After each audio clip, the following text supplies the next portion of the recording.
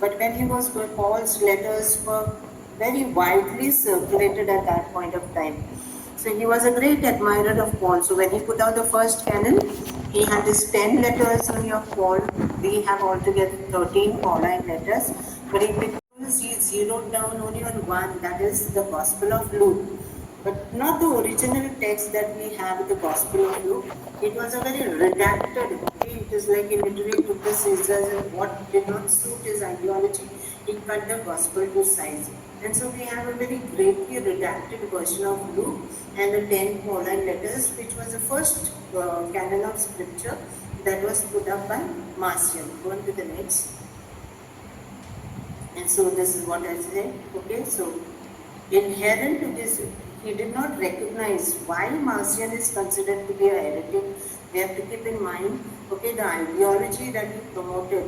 He completely wanted the Christian community to completely dissociate from the Jewish scriptures. He had a very strange idea that the God of the Jewish scriptures was a very cruel God, a God who is very prone to violence.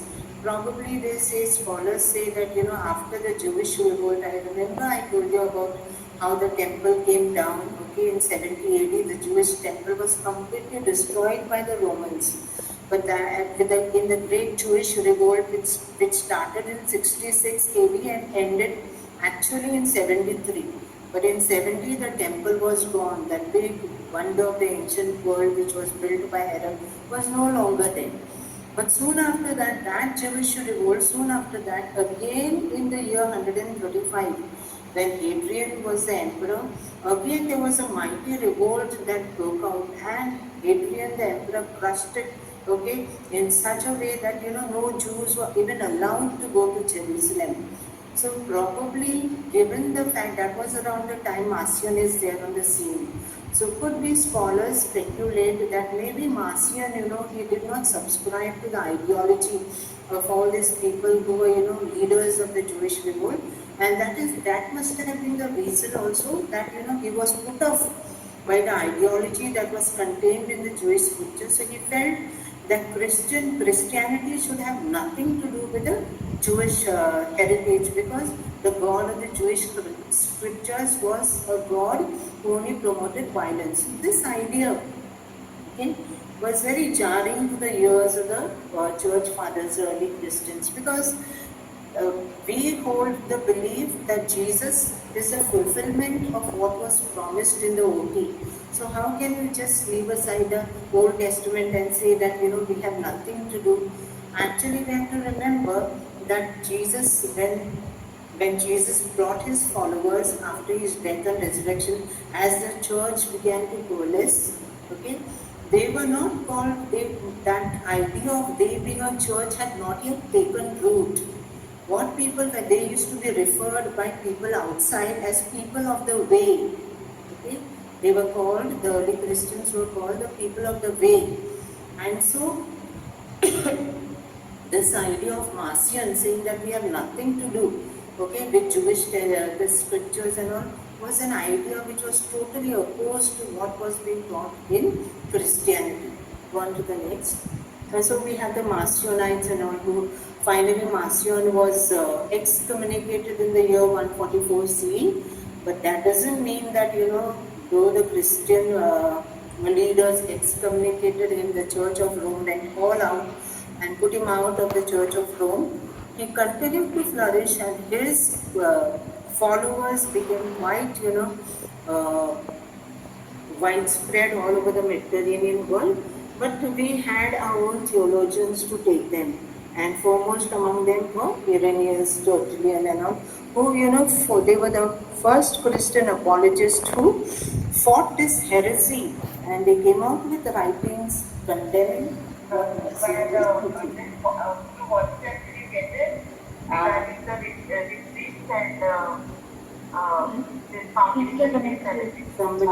I think I got once. Second one, I think. do yourself, please. Yes. I just wanted to know whether you are coming for the foundation and Yeah. Yeah. Go on to the next slide. Oh. adoration. What is the timing? From 6 to 600 is starting, but then Can somebody ask them to mute their mics? Okay. So here we have a gallery of all these anti-Marcionite writers, okay, who took Marcion head on and they refuted his teachings, and that's how the heresy of Marcion was finally contained. And within a century, almost within 2 centuries later, the group fizzled out and Marcion was no longer heard about. Go to the next. This is just a revision, so we'll just quickly go about it. Okay, so here we have Justin, putting up his theology against Marcion. Next one. Next. We'll go on to the next. Yes, similarly here, Irenaeus was a bishop. Justin was not a bishop. He was a layman, but he was the first Christian apologist, and he was the one who head-on tackled Marcion when he was in Rome. So Irenaeus was a bishop of Lyons, that is in France. Okay, he was very closely connected with Polycarp, who was bishop of Smyrna, who was actually the last living connection to the apostle, and particularly Apostle John. Go on to the next. So here, this is what Irenaeus did. Next, he came out with his great work, Adversus, Irisus, that is against heresies. So that is the first work. Tertullian was extremely brilliant because he was actually trained as a lawyer. So he knew how to put up, treatises, how to put writings together. So Tertullian was the one who actually, who gave a very sound basis to how to put up treatises against all this heresies, that were doing the round. Go on to the next, please. We're still doing the revision. And here, similarly, we have Origen of Alexandria. Okay, he was a student of Clement of Alexandria. So he is also, he was the first, he is one of the first witnesses to show us that what he considered to be the New Testament canon exactly contained the 27 books that we have in the present NT canon. Next. And this is the famous we ended up last session with a battle on the Milvian Bridge, wherein Constantine, he attributed the victory that he won against Maxentius. Maxentius was he was a co-Roman emperor along with Constantine, but he wanted, sole control of Rome. And that is why then finally they had the decisive battle wherein prior to the battle, Constantine is supposed to have seen that sign in heaven, by this you conquer. And that sign is actually the Cairo. Go on to the next. That is, I explained to you last time in detail. That is the X and the P, that's for the Cairo. Those are the two alphabets. First two alphabets taken from the word Christos, Christ. Because Christ was a title which meant the anointed one, the Messiah. And so with that, because he won that victory, ever since from that time, that was a turning point in history, of Christianity, whereby Constantine became a great patron of Christianity. And this was a sign that was put on all the standards. Later on, he had a big war against his co-emperor in the east. Constantine was ruling from Rome, so the Roman Empire had become so huge by the time of Emperor Diocletian. Prior to Constantine and all, we had this Emperor Diocletian, and at that point of time, the Roman Emperor had become so huge, it was very difficult to administer and manage. And that's why Diocletian was a man who divided it. So somebody will rule the western part and some other emperor, co-emperor will rule the eastern part. And so Licinius, he was the one who was ruling the eastern part, with whom finally Constantine also dethrones and becomes the sole Roman emperor of the entire Roman Empire. We go on to the next. Next please. So this is the Labarum of Constantine, this military standards, which predominantly displayed the Cairo symbol ever after, and its use was commenced by Emperor Constantine. Go to the next, and this is it. Now we come to our session of today. Next slide. Now, when Constantine's conversion happened, okay, that was in the year 312 AD, I mentioned to you some parts of it. But we have to remember that Constantine's conversion was a watershed moment in the history of the Christian movement. Why? Because when Constantine, okay, he won the battle in 312 AD, soon after next year, the battle was won somewhere in October 312. The very next year, come 313, he issued something called the Edict of Milan, which is there in the next slide. Okay, he issued the Edict of Milan. Go on to the next slide, please. He issued something called the Edict of Milan in 313, making Christianity religio licita. What is the meaning of religio licita or legit religion? Legit is a short form for legitimate. All this while, we remember, okay, in the 3 centuries preceding the coming of Constantine, the church suffered greatly. It was a time of great persecution. Some emperors were, especially Decius and Diocletian, they were terrible, and they were hell-bent on annihilating the entire Christian sect, as they used to call it. Okay? But somehow, those 3 centuries, the church became very strong, and we went on. But what happened when Constantine, okay, became the Roman emperor? He became the patron of the Christian church. Okay, Christianity, because of this Edict of Milan, Christianity was no longer a banned cult. Nero was the one who came out. You remember in the year 64 when the fire broke out, Nero brought about that edict, okay, banning the practice of Christianity. So whenever Christian groups and all met, they had to do it, very clandestinely, like in hiding. They couldn't come out in the open and openly profess. And more so because the Greco-Roman pantheon of gods, they had a gallery of many gods. And in that, one of the things that they practiced was a cult of the emperor. The emperor was treated like a deity, like a god. And every Roman citizen was expected to pay homage to the emperor, which was something which the Christians would never do. Okay, so imagine, okay, prior to Constantine, the Christians are so much a hated religion. They are looked down upon. People look upon them with contempt. Okay, they are referred to as a very strange sect. I will elaborate that further in the next step.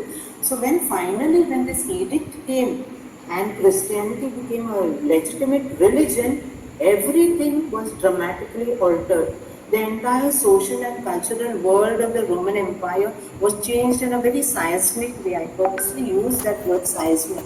Seismic is anything connected with earthquakes, okay? Seismic activities, earthquake. So it was like a seismic shift because the entire government and all of the day, it became pro-Christian. Go on to the next. So Christianity not only became a legit religion, but it became a preferred religion. Why we have highlighted that word preferred? Because if you look at the first Christian communities and all, and as Christianity spread after the death and resurrection of Jesus, and especially in the first 2 to 3 centuries, it was the common people, the lower middle class people, people from the lower rung of society. They were the ones who were greatly attracted. But also we know that among the Roman military also, we had lots of Roman soldiers who had become Christian. Among the higher elite, few of them were there.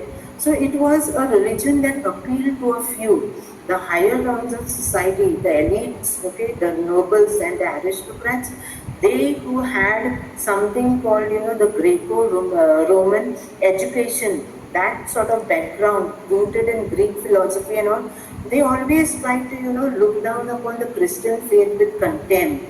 So when Christianity became a legit religion, the entire situation changes. This proved to be a very turning point in the history of the Christian movement across the Roman Empire. Through 3 centuries, the martyrs had been the seed of the church. But with the accession of a Christian emperor, the whole situation changed. Now you will say this was very nice. This must have been very good. and many of the historians. We have Eusebius of Caesarea. Okay, he was a court historian of Constantine. He was a big fan of Constantine, and he's written not only the ecclesiastical history, that is the history of the church, but he is also written in favor of Constantine, in praise of Constantine, from the orations, okay, in favor of Constantine. And then he praises the emperor to the skies, because emperor, this one Constantine really went out of his way to push Christianity beyond the limits of the Roman Empire. He wanted like Christianity should be the one, like everybody should convert to that, though he himself converted only on his deathbed, but he was a great patron of it. But we have to remember this. It was good, no doubt, for the church, but not really very good, because along with it, along with state patronage, also came in a lot of unwanted things, which finally made the church in the centuries down the line. The church lost its essence to a very great degree. We will see those later. But here we have to remember, in these 3 centuries, it was the martyrs who were the ones, the blood of the martyrs was the seed of the church. This was a oft-cited phrase. Go on to the next. What were the allegations that were leveled against the Christians prior to Constantine coming on the scene? Are you aware that we Christians at that point of time, we were called atheists? Now, an atheist is one who does not believe in God. You will find it very strange, we and being called atheist. Why? Okay, the Romans viewed the Christians as atheists, as godless people who indulged in immoral cultic practices. Now, what was this immoral cultic practices that they were referring to? They had somehow heard somewhere that our Christian groups would meet together to break bread, the Eucharist. And the Eucharist was supposed to be a commemoration of the passion and resurrection of Jesus. So when the Eucharist was celebrated, they were thanksgiving assemblies. And the basic belief of the Christians that the Eucharist turned to, the body and blood of Jesus. So that faith, so for them, they began to, when they heard about this belief behind the celebration of the Eucharist, they began to, talk among themselves and accuse Christians of being cannibalistic. What is the meaning of cannibalistic? Cannibals are those human being who eats another human being is called a cannibal. So when that Eucharistic, they couldn't understand the deeper meaning behind the Eucharistic assemblies. So they were just speculating, and they felt that this was a cannibalistic practice. Most of the Roman elite and the educated Romans were schooled in Greek paideia. What is a paideia? Greek school curriculum. Like, they had subjects that they used to study philosophy, they would learn a little bit of arithmetic, something about the world, a little bit of science treatises. So this was a set curriculum, like how in the schools today, we have, those of you who are teachers and all, you are well aware, like these days we are so much in the news, the education department for the NCF, the National Curriculum Framework. So every school, in the order of today, every school, every state, every nation has its own set curriculum which will be taught to the young. So similarly, at that point of time also, there used to be this Greek school curriculum which was taught to the Roman elite, and only they, and also the slaves who had won their freedom, they used to be the ones who would be the best schooled in all this. So these people, for them, Christianity was a strange belief system which they held in complete contempt. And second most important factor, not only because of the Eucharistic assemblies, another very compelling factor for them to come to this conclusion that Christians are godless people was why? They would not take part in emperor worship. They would not come and burn incense to the emperor, take part in sacrificing the animals and distribute. So that sacrificial cult of the emperor and to the other Greco-Roman deities, they would not participate, because our belief was in the one God. We were strictly a very monotheistic religion who believed in one God. So naturally, they would not go and bow down in front of the altars, and also this was something that was held against them. And we, our Christian groups, they met at that point of time in small groups in houses, and those houses were called the house churches. That was a beautiful beginning of Christianity. Our people, we have to remember that Jesus came not to build temples and all. In fact, he was so much against the sacrificial cult in the Jerusalem temple. He came to build community, and that is a central tenet of our faith. Okay, so for the Christians, they did not have temples. Okay, where all these pagans at that point of time would go.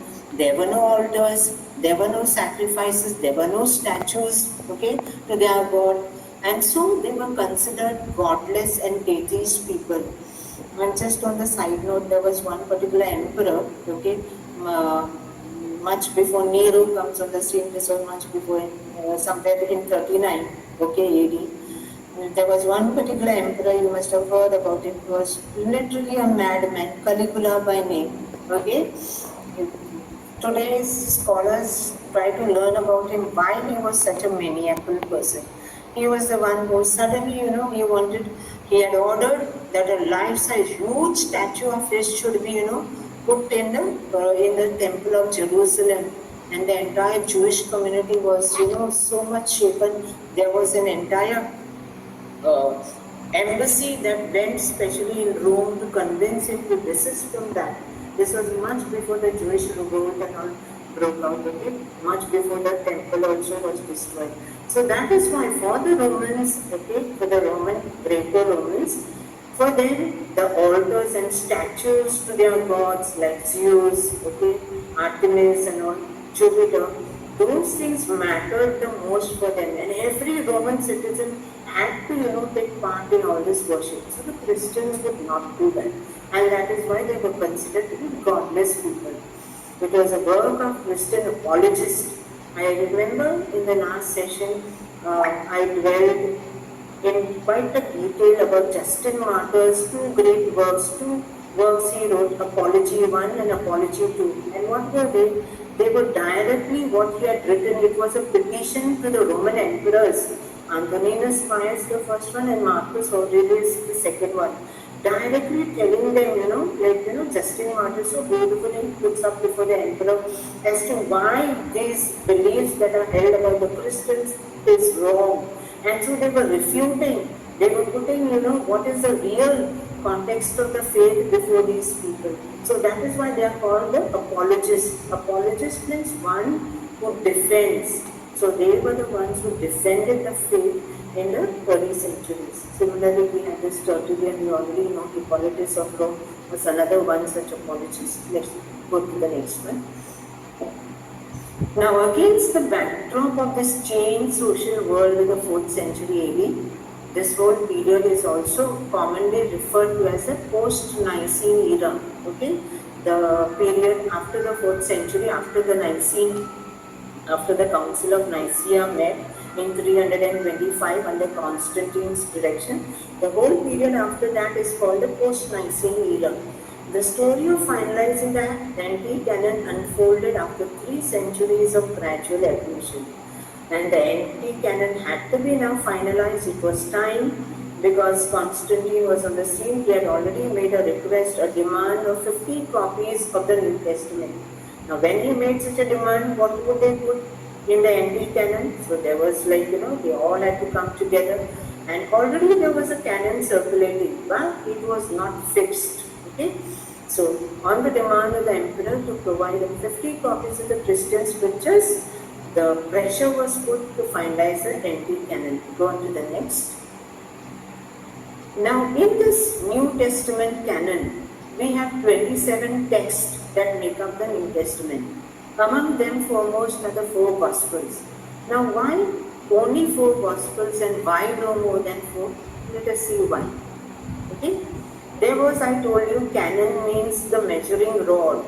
So there was, there was a criteria or a yardstick that was used for any text to be granted entry into the canon. They had to satisfy these 4 conditions. Now what were these 4 conditions? Number 1, First, what they would check was for apostolic authority. Was the text which is proposed to be part of the New Testament canon, was it written by an apostle or an associate of an apostle? So if that apostolic continuity was not there, there was no apostle or a disciple of the apostle behind that text, then that text would not be considered to be inspired and authoritative. So that was the first criterion. That is why we have the four Gospels. We have Mark, though Matthew is the first Gospel in the order of the NT canon, Mark is actually the first Gospel that was written. So we have Matthew, we have Mark, okay. Mark was, now you will say Mark was not an apostle, but Mark was a disciple of Peter. So who is the authority behind the Gospel of Mark is supposed to be Saint Peter, okay. So Peter is the authority behind it. Similarly, Matthew himself was an apostle, so he is considered, okay, the authority behind that Gospel. Similarly, we have Luke. Now Luke was not an apostle, but Luke was a disciple of Paul, okay. So Paul is also considered to be an apostle. He claims that he was directly appointed by Jesus as the 13th apostle, okay. So there is apostolic authority for the Lucan Gospel. And then we have John. Definitely John was, okay, he was a disciple, the apostle of Jesus. The second criterion, what was it? First was apostolic authority, now we go on to the second one. Was it written within a lifetime or a generation since Jesus' death? Now we all know Jesus, as the timeline that we hold on to, 30 CE is more or less the agreed upon date, okay, that Jesus died. So when Jesus died in 30 AD, more or less, Saint Paul was the first one to come out on the day. He was the first New Testament writer. We have to remember, his letters were the first in circulation. But by 70 AD, when the temple fell, okay, when the Jerusalem temple fell, it was a very cataclysmic event for not only our Christians, they were not actually called Christians at that point of time, they were just a Jewish sect, okay, people of the way. And for the Jewish people, the fall of the temple was a big psychological, trauma, a sort of a vacuum was brought into the entire nation. And so, we know that Mark, the Gospel of Mark, scholars state that probably it might have been written maybe a little prior to the fall of the temple, or maybe just a little after the fall of the Jerusalem temple. I will be going in greater detail when I take the Gospel of Mark. So 170 AD more or less we know Mark is written. Okay, Matthew, that is a wide date that is given, but it is after the fall of the Jerusalem temple, somewhere between 70 to 80, some even go up to 85, but more or less between 70 to 80. Matthew's Gospel was already there in circulation. Then came Luke's Gospel, the date that is given for Luke also more or less up to 85, okay, plus or minus maybe 4 to 5 years. So between 85 to 90, it was there. John's Gospel was the last one. We know that for sure before 90 AD, John's Gospel was already in circulation. So from 30 AD to 90 AD, a gap of this 30 years, this NT corpus was already in circulation, and especially so these four Gospels that give the account, okay, of the life, death and resurrection of Jesus, okay, that was already, okay, a faith document for the Christian community, for the growing Christian community. So all these writings had already been coalesced. Okay? So it was within a lifetime, Jesus already done, okay. But by 62, his brother was born, James was, okay, James 62 he dies. Then we have Paul and Peter, more or less by 67 to 68 AD, they were also born just before the fall of the Jerusalem temple. So within that generation or the generation after that, these Gospels or these NT writings were already, okay, put into text. Now the third one, the third criterion, the measuring rod applied to any text that will go into the NT canon. What was it? does its teaching, whatever, like the text of the Gospel of Mark, the text of the Gospel of John, or whatever, does it meet this criterion? Does its teaching conform to the true teachings of the Savior? Now, this was a term that was coined among, the bishops at that point of time. There was one particular Bishop Serapion of Antioch who actually coined this phrase. It is also equivalent to another term, okay, truth of faith, that also came into work. The meaning behind it was whatever was contained in the text that is proposed to be part of the New Testament canon, was it in conformity to what Jesus actually taught? So that was the main thing. And if it was not in agreement, like Marcion's text was, outright rejected and did not find place. Why? Because what Marcion was proposing, what he was propagating, the teachings that he was, passing on, they were not in keeping. It was not what Jesus taught. Jesus always, n number of times we find in the Gospel, Jesus, mentioning that he's come to fulfill whatever was written in the Old Testament. So how could we accept what Marcion was saying? So I am giving you this example of Marcion. This is the third criterion was definitely not met in Marcion's canon. And the last one, was it generally accepted after first century? Now this was like more or less, I have given you examples in the earlier slides. Justin Martyr also shows like already he was aware of 3 out of the 4 Gospels, he was aware. He was also aware of the Acts of the Apostles being written down. Luke is the one who is attributed with the writing of the Acts of the Apostles. So people were aware of this. These were already texts which were being held as sacred and they were being used in the liturgical practices of the early Christians when they met in the house churches for their worship. So this general acceptance, though final formal acceptance, comes in the year 393 at the Council of Hippo, but prior to that, also Athanasius, the Bishop of Alexandria, also had said by 367 he had fixed the canon of the same 27 letters and Gospels, whatever. So in general, there was a general consensus and acceptance among all the people. Am I a little too fast?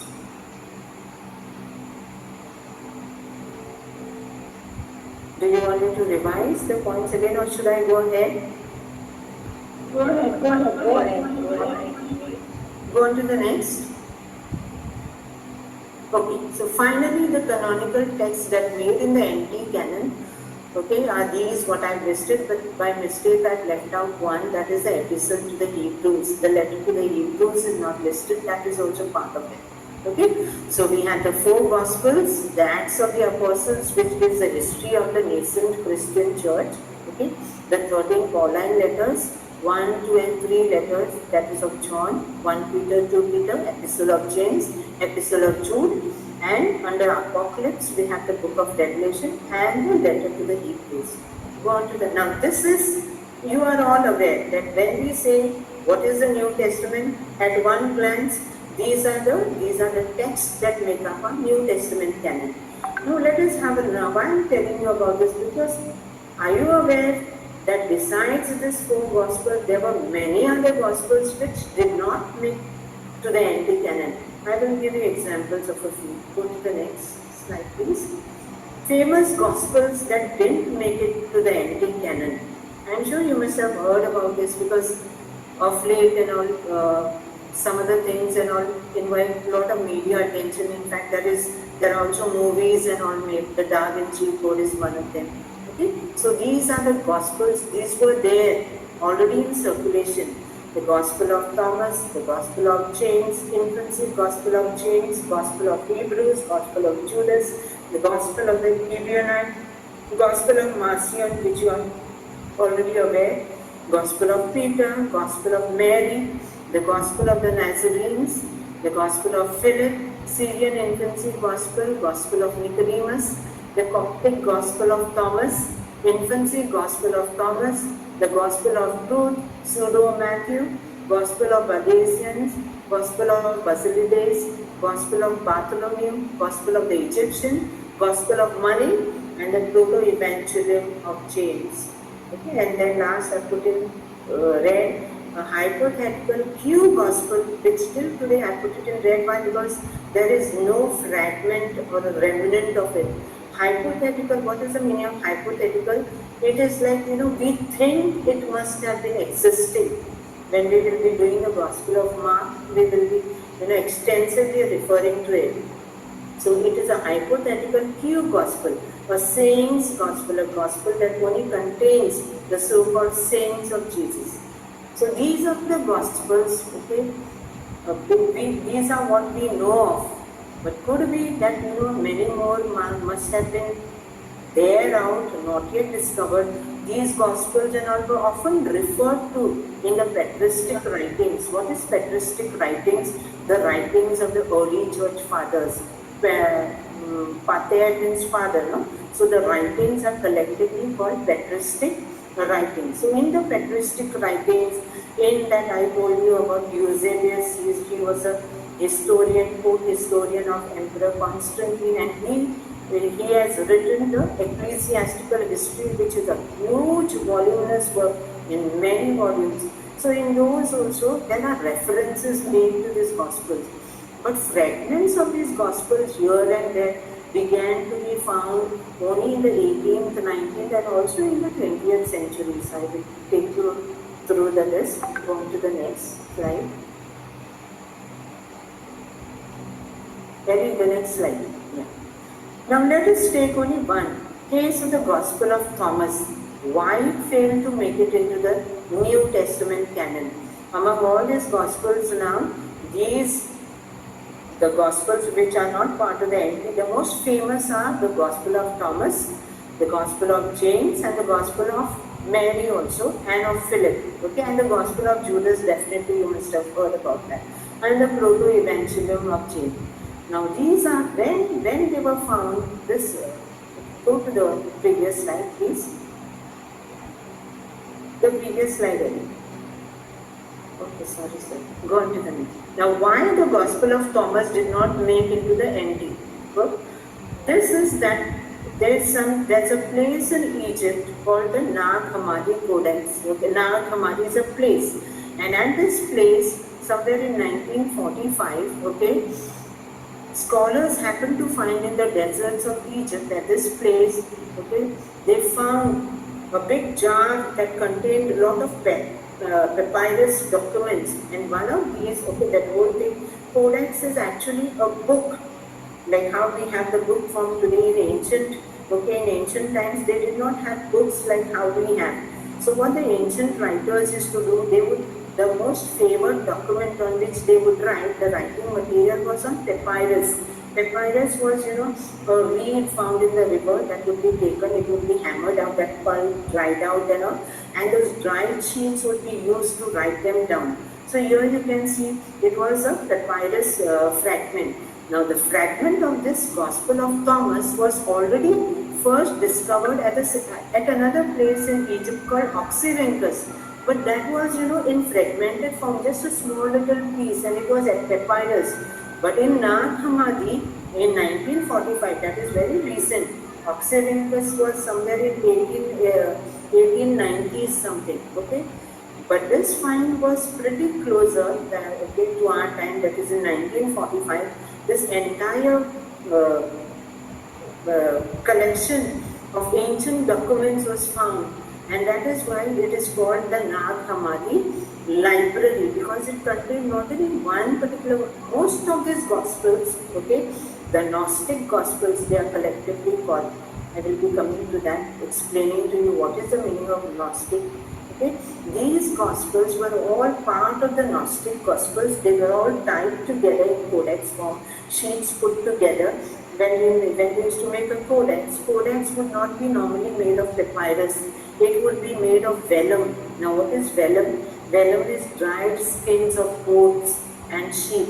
They would dry it out, okay, dry out the skin, and it would be used to write it. And this vellum would remain for a longer period of time. Papyrus would easily disintegrate. Okay, so codexes most of the time were made with parchments of vellum typed together. So it was like a book, it was a precursor of the modern book that we have today. Now when they found this fragment at Oxyrhynchus, what they found was a Greek text of this Gospel of Thomas.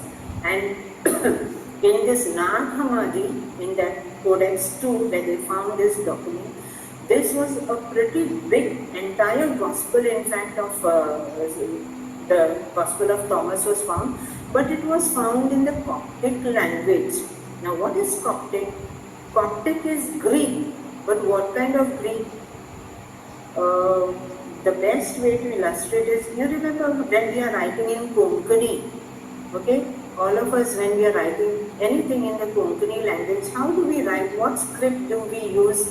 We use the Devanagari script. That time we use that Parakari and all that, isn't it? So Konkani can be written in the Devanagari script, but it can also be written in the Latin script, isn't it? And ABCD also be used, and most of our liturgical texts, they are not in Devanagari, they are in the Latin script. So Konkani, how? The language is Konkani, but the script is Latin. The language is Konkani, but the script is Devanagari. So similarly, Coptic was a language where, okay, Greek text was used, Greek alphabet was used, okay, the Greek alphabet was used, but the language, okay, what is being written was not Greek. Like when a Greek person is talking, he will talk about his own language, in his own language he will be talking, and he will also be writing in the script of that language. But Coptic is, you are talking Egyptian, okay, it is an Egyptian language but written in with the help of Greek alphabet. So this document, okay, in the Nag Hammadi Codex, Gospel of Thomas was in the Coptic language, but the same fragment they realized, scholars, that it was also existing in the Greek text, okay, written actually in Greek using the Greek language. So at Oxyrhynchus, so they knew that this Gospel was already there earlier. Probably this might have been also written much earlier also, maybe than Mark. Mark we say normally by 70 AD. But some of the scholars speculate that the Gospel of Thomas might have been written maybe in the 60s. Okay, we have to remember Thomas had already come to India in 52 AD. So he came to India, went back, and he was most of the time in a place in Syria called Edessa. So that was a place of the Thomasine community, the community around St. Thomas in Syria. Okay, so this was a place where all these writings were being done. So go to the next slide, please.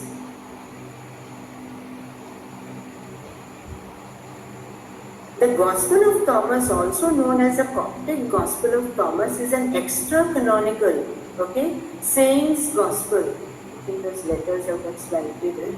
Extra-canonical or Saints Gospel.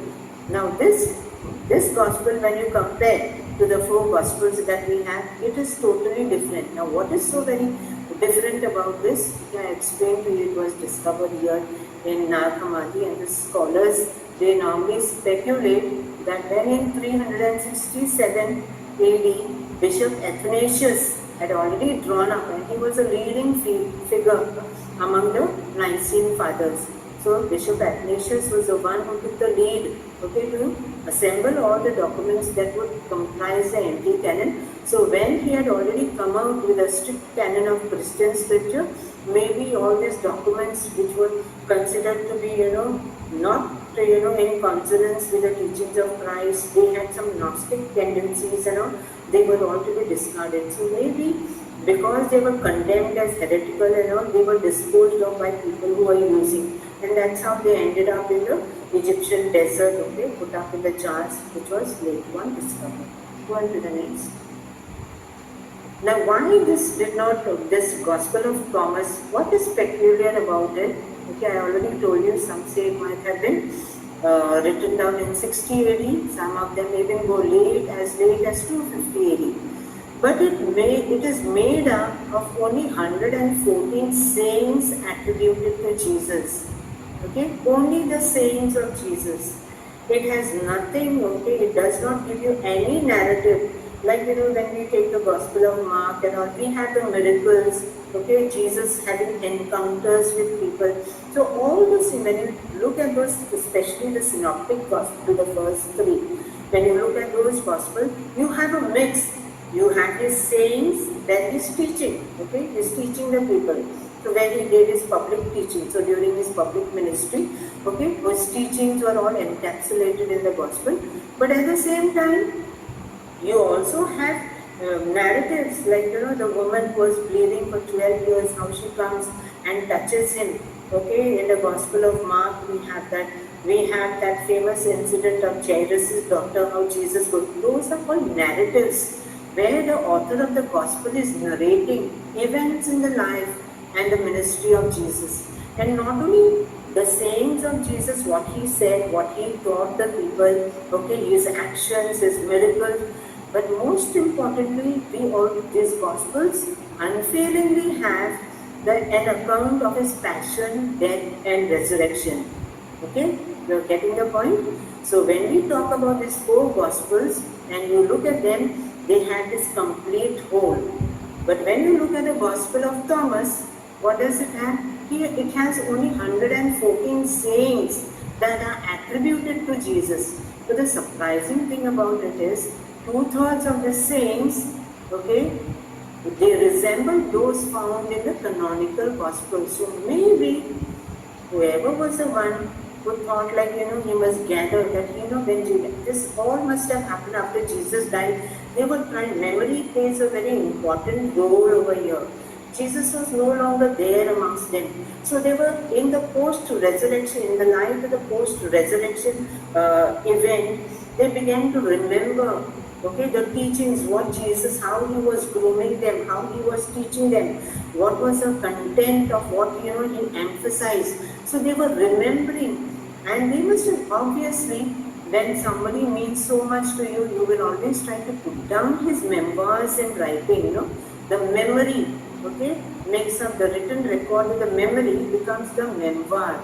And that's how maybe scholars speculate that they might have been, okay, somebody, we don't know whether it was really the Apostle Thomas only, who put all these writings together with his community in Edessa, could it be? Or maybe we don't know exactly whether he is only the one, could be somebody else. But it is generally attributed to St. Thomas because this was a gospel that was widely used by his community there in Syria. Okay, its place of origin may have been Syria, where Thomasine traditions were very, very strong. And just to add on to that, in Kerala, we know that St. Thomas came here. No? If you go to the churches in Kerala, some of the churches do have a copy of this, and the translated version. They have something called the Syriac. Syriac was another language, okay, a little different from Hebrew, but the language, combination of Hebrew and Aramaic, okay, so the language of the people in Syria was called Syriac. So most of these things you will find, and a copy of it is definitely revered there among the Kerala community here in India. We have to remember the church in India is an apostolic church. It is not a church that is planted by the Portuguese. So scholars have proposed dates. This I have already done. On to the next. Now, this is the final slide. Now, finally, to summarize, why did the Gospel of Thomas fail to make it into the NT canon? Number one, it was only a saint's gospel. So it was not a complete gospel. Okay, it has no narratives about the teaching, healing ministry of Jesus, nor about his passion and resurrection. So it is not a complete text which can give you a complete picture of the life and the ministry and the passion and resurrection of Jesus. The Gospel of Thomas has no reference to the passion of Jesus. This makes it an incomplete gospel as it fails to relate. This is very important. Okay, this is the crux of the entire thing. That it does not relate the full redemptive story of the flesh and blood martyrdom of Jesus. And this was the most fundamental, the most crucial fact that would define what a gospel should be and look like. Since it is a saint's gospel with only the 114 sayings of Jesus, it failed to qualify for inclusion in the canon. may I also add here, which are not put over here? They say that since these were all traditions that were, done up in Syria, okay, in Edessa especially, there was one teacher, okay, Ephraim by name, is a very famous, okay, Christian teacher of the early Christian centuries. And these sayings, gospel might have gone with some other people into Arabia, because when we look at the Quran also has 114 surahs. Okay, so there seems to be some vague, connection between that. Go on to the next. So this is the reason the Gospel of Thomas did not make it to the NT canon. Now let us look at the Gospel of Peter. This is another one. Okay, I cannot take all the Gospels, but the main ones, this being two I will take, and also another third one. The Gospel of Peter, why it failed to make it into the NT canon? Now in the case of the Gospel of Peter, Bishop Serapion, remember he's the same man who coined that phrase, okay, the true teachings of the Savior. Okay, he came Bishop Serapion of Antioch, and Antioch after Jerusalem was another very important and a growing Christian center. It is only after the fall of the Jerusalem temple, the Jerusalem church also diminishes in its importance and fades off from history. And then we have Antioch, Alexandria, Carthage, Rome, they become, very important centers of Christianity. So here the Antioch church was a very strong church. You have to remember, Paul also started out his mission from Antioch. He was prepared from there. Okay? So there was this Bishop Serapion of Antioch. He identified the authors of this gospel as Docetai. He came to know that this teaching was being, this Gospel of Peter was being circulated among the members of his church. At that point of time also, we don't really call it church. Okay, so the members of his community were using this, and he calls those people the Docetai. What is the meaning of Docetai? Who were these Docetai? These were early Christians who, while exalting the divinity of Jesus, okay, they ended up denying or mitigating. Mitigating is like, making it low, diminishing it, making it appear very small. They ended up denying or mitigating his full humanity, claiming that Jesus only seemed to be human. This word, okay, Docetai, it comes from the Greek word Docetai, means only seems to, means an illusion. Something that, appears like a vision, but it's not really there. Okay, so only seemed to be human. So Jesus was not fully human. This was, so it looked like this Gospel of Peter was pushing for this idea that, Jesus was a divine Son of God. Fine, we have both the teaching that he is divine, but he is also fully human. He's fully human and fully divine. So because they were exalting the divinity of Jesus, okay, we call it in terms of Bible study, we call it high Christology. They were, exalting the Christological titles of Jesus, but in the bargain, they ended up, going to the very other extreme, saying that he is not fully human. He is not really a human being. He only seemed to be human. Now, what is the effect of such a teaching? That he was a higher spiritual being and did not feel human pain. When you say, okay, when the Gospel of Peter was putting forth this idea that, he was human, but he was not fully really human, seemed to be human, you are also, indirectly saying that he did not feel human pain at all. And when you say that he did not feel human pain, you are completely toning down, okay, the atonement aspect of Jesus' death. His whole passion and death is an atonement, okay? It is an offering. And because of the pain and the agony behind it, okay, that act of bringing remission for human sin becomes very supreme. So the moment you downplay the humanity of Jesus, you also say that he does not feel pain. So when he was dying on the cross, was that not real? Did he not really suffer that agonizing pain and then finally that death? Who would want to have such a death? So when you are saying that he is not fully human, you are downplaying the supreme sacrifice of Jesus that he made for humankind. Okay? by that word. That is why the word comes from Greek doketai, meaning seem to be good. Go on to the next. Thus, though he may seem to have suffered, the implication, was this, that he did not really suffer, as he did not feel pain. So it is like you are making a mockery of the entire crucifixion and death of the Lord. So such teaching devalued the power of Jesus' great suffering. It devalued the flesh and blood martyrdom of Jesus that brought atonement for humankind. And that is the reason such a gospel was not in accordance with the true teaching of the Savior, and hence did not fulfill the prophecies of Isaiah's suffering servant. Remember that among all the OT writings, it is the writings of Isaiah. There are especially 4 suffering servant songs, especially in from 52 onwards till 53. You will find the songs, the suffering servant of in the book of Isaiah, which especially that Psalm 22, when you're reading that Psalm 22, it exactly echoes what Isaiah had prophesied, that the servant, somebody who was very close to God, the chosen of God, who is called the suffering servant, he would suffer for humankind, and his death would be an atonement for mankind's sin. So this was like completely downplaying the suffering servant ideology that was contained in the prophecies of the book of Isaiah. On to the next. So at a glance, reasons at a glance for Gospels of Peter and Thomas failing to make it into the NT canon. Gospel of Peter, not in accordance with the true teachings of the Savior. A gospel restricted to the passion of Jesus with no mention of his earthly ministry. The authors of the gospel were clearly some of the doketai, though the name of the apostle was written, because definitely Peter was not behind it.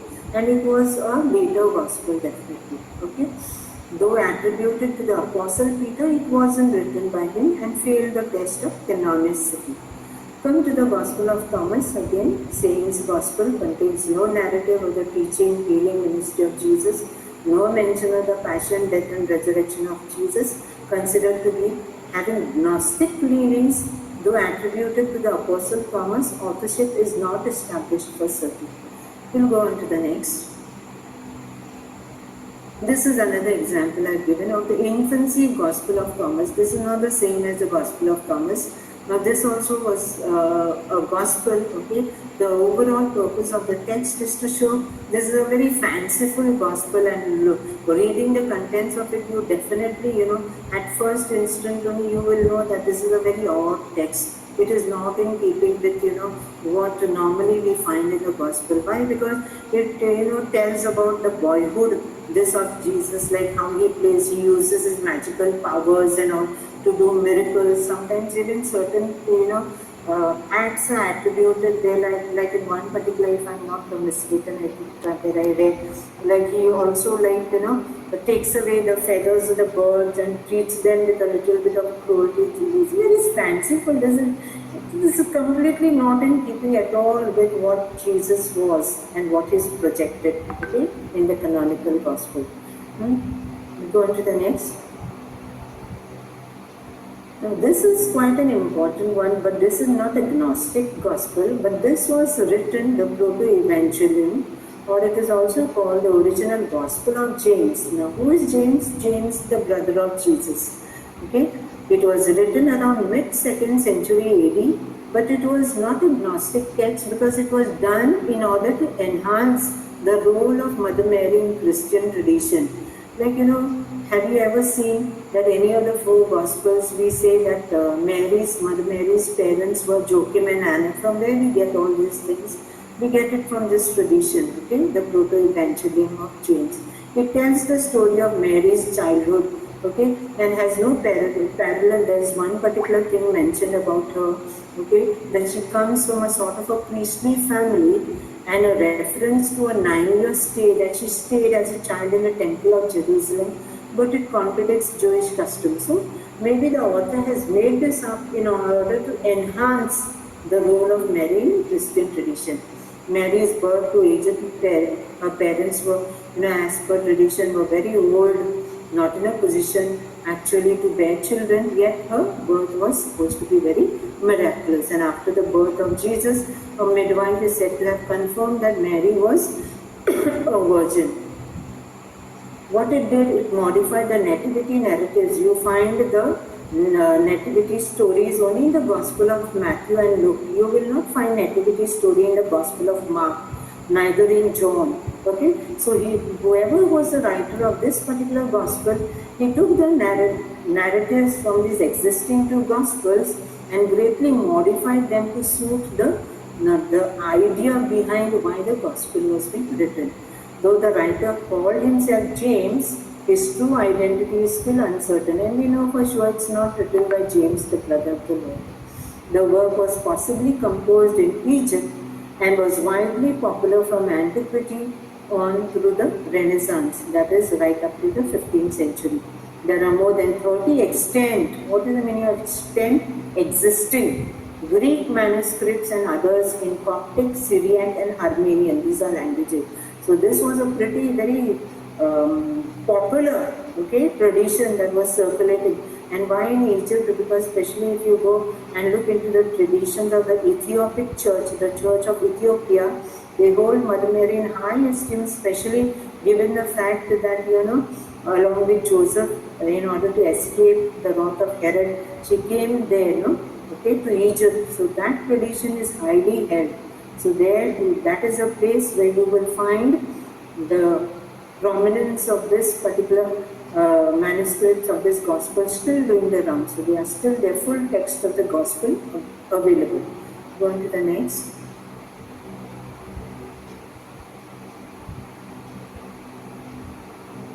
I will just end this quickly. The Gnostic Gospels, all these, the Gospel of Mary, Gospel of Judas, and all, these are collectively called the Gnostic Gospels. Why? Because they have certain ideas which are not in keeping with the biblical canon of mainstream Christianity. This manuscript copy that is there to the left, it is all in fragments. Can you see that? It was part of the Nag Hammadi library, the Codex where it was found, and all in small pieces. First part of the Gospel of Judas. Go on to the next. I'll just explain to you who were these Gnostics, why these bodies of these Gospels were discarded and they were looked down upon, and the teachings contained in them were sort of condemned. Why? Because they had these Gnostic tendencies. Now what is the meaning of Gnostic? Gnosticism is a collection of religious ideas that came together in the late 1st century AD among Jewish and Christian groups, but they had all these echoes and all much centuries ago. They say mostly these were ideas that were borrowed from the Persians when Judah was taken into captivity. So that was the time, they were influenced by those ideas. The Jewish people, when they returned back to they came back to Israel, to Jerusalem, those ideas carried with them. So there were some people, who believed in this. The most important part of it is they believed in religious dualism. What is the meaning of dualism? The belief in two gods. Remember, Marcion also was considered to be agnostic, but he was not thoroughly agnostic. But what he proposed, the two God theory, was so much it came from Gnosticism, and that is why everybody shut him down.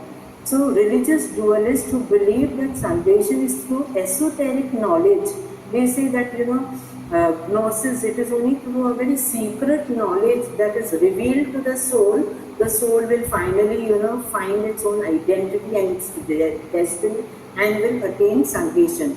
So these were very mystical sort of ideas that are not grounded in real life, and that is why these tendencies of too much very high, sometimes they would talk of very high spirituality. They also believed, they looked upon the world as something very corrupt, unclean, and that is why they dissociated from the natural world. So all these ideas coming together formed Gnosticism, which was a sort of a very disturbing idea, and it was not in consonance with the Christian teaching, and that is why these type of this Gospels were found to be having this Gnostic tendency, especially the Gospel of Mary, where Mary is supposed to be engaging in a very mystical appearance, mystical vision with Jesus. She's asking certain things, So that is why that also was shut down as a Gnostic Gospel. Go on to the next. I think we're almost done. This is also why this text matter to us, why scholars give importance to them, because it gives us a peep into what life was for the early Christians and the first Christian centuries. There was a lot of activity happening. People were fervently writing all this text and all, and they felt that whatever they are writing, based on the teachings that they have obtained from some sources whom they claim like it is from the chain of apostles. And that is why it gives us a peek into what really was happening, that how false doctrines were circulating, and how the church had to take some very strong steps in order to cut down all these tendencies and retain the true teachings which were in consonance with the teachings of Jesus. In short, they are a significant basis of false doctrine. And I already told you the influence of this popular fiction, movies like the Da Vinci Code and all this type of stuff that we have. These are all based on this. So it gives a lot of scope for the human imagination to think of things which are not even contained over there. Go to the next. So most common examples of this Gnostic Gospels are Gospel of Mary, Gospel of Thomas, Gospel of Truth, Gospel of Philip, Gospel of Judas, and so on. Yes? Yes. Not narratives of Christ's life, not written by the antique characters whose names are attached to them, and dated from the 2nd to the 4th or 5th centuries. And most important, when you look closely at the text of these Gospels, they quote the New Testament. So definitely, they must have been definitely written much, much later. They were aware of, the canonical Gospels in circulation and other writings. So when you look closely into this text of this Gospel, they are quoting the New Testament. Next. So this is a summary, how the canonical Gospels compare against the non-canonical Gospels. The text is apostles or associates. Look at the New Testament, what we have. Apostles and associates, yes, it is like a checklist. Gnostic texts, mostly they are too late, so it doesn't satisfy the first criteria. Second criteria, are they coming, the authors behind this text, are they eyewitnesses? Are they coming from the first century? Anybody who is in line with, a living connection with Jesus and his disciples? So the New Testament canon as we have, we clearly know that it comes from the first century witnesses. Whereas the Gnostic texts, they are all later.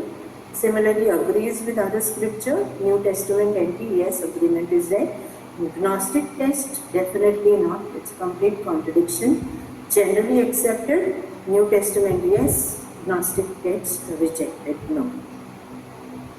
I think we shall, this is, I think I'll end with this last slide because it's already 10:15. Okay, there are 2-3 more slides, but that will require a lot of explanation. I'll do it the next time. So summarizing, the Gnostic Gospels proclaim strange doctrines alien to the teachings of Jesus. They claim to contain secret truths that other Christians did not possess. They taught docetism, that God can have nothing to do with the physical earth. So the real Christ did not live on earth in the flesh and did not die on the cross. So this was very absurd teaching. Similarly, duality in God, two gods. The supreme God of Gnostics is not the creator God of the Old Testament. They consider the creator God of the Old Testament to be, a low category God. A God who really is not the supreme, being.